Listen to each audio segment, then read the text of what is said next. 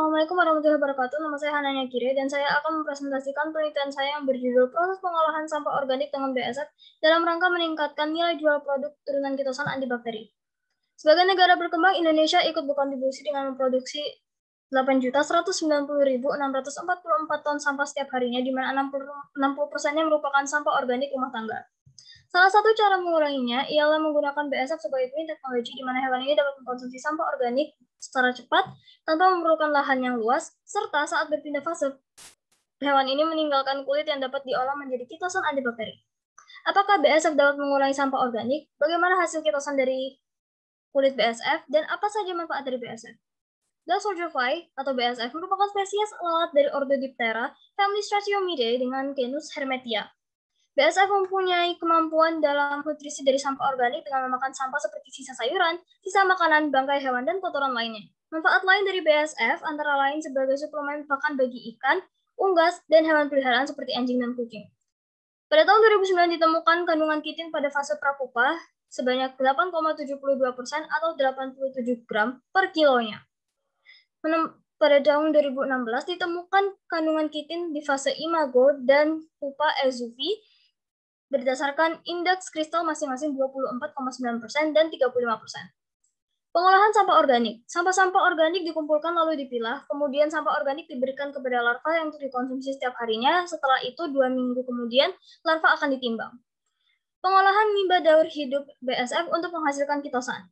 3 jenis biowaves, yaitu kulit prapupa, kulit pupa, dan serangga imago, dicuci kemudian direbus dan dikeringkan. Selanjutnya, masing-masing biowaste digerus dengan dismill dan diayak pada ukuran 560 dan 112 mesh, dan produksi kitosan dilakukan pada 720 watt selama 90 menit. Lalu pemurnian dilanjutkan dengan menggunakan asam asetat seberat 2%. Uji antibakteri atau yang terakhir, pengujian ini dilakukan untuk mengetahui sifat antibakterial dari kitosan yang dihasilkan. Pengujian dilakukan dengan metode spread plate dengan menggunakan bakteri Staphylococcus aureus dengan dibiarkan di media Na. Gambar pertama menggambarkan perbandingan ukuran larva selama 2 minggu.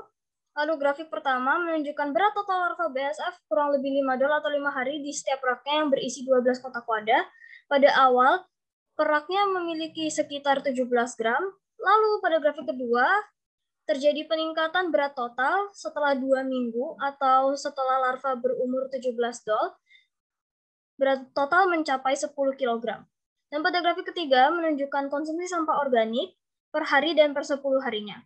Dan dapat dilihat bahwa setiap raknya dapat mengkonsumsi sekitar 1 kg sampah organik per harinya. Pada tabel pertama ditunjukkan pengukuran kadar kitin setelah proses ekstraksi pada kulit larva dan imago serangga BASF. Pada fase prepupa, kulit mengandung kadar kitin 4,82% dan pada fase pupa, kulit mengandung 4,68% kadar kitin dan serangga atau imago mengandung 0,72% kadar kitin. Grafik keempat ialah grafik yang menunjukkan persentase pengurangan jumlah koloni bakteri Staphylococcus aureus terhadap larutan kitosan. Pengurangan jumlah koloni bakteri mencapai hingga 80%. Penelitian berhasil dilakukan, kurang lebih 17 gram larva berumur 5 dol dapat mengkonsumsi 1 kg sampah organik rumah tangga per harinya.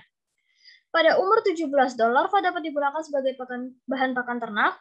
Selain itu, biowaste berhasil diolah menjadi bubuk kitosan menggunakan microwave serta mampu menghasilkan material kitosan antibakteri, dibuktikan dengan mampu mereduksi koloni bakteri Staphylococcus aureus hingga 70%. Kemampuan tersebut didukung dengan derajat deasetilasi yang dihasilkan mencapai 75 hingga 80%. Berikut daftar pustaka. Terima kasih telah menonton video penjelasan saya kali ini. Wassalamualaikum warahmatullahi wabarakatuh.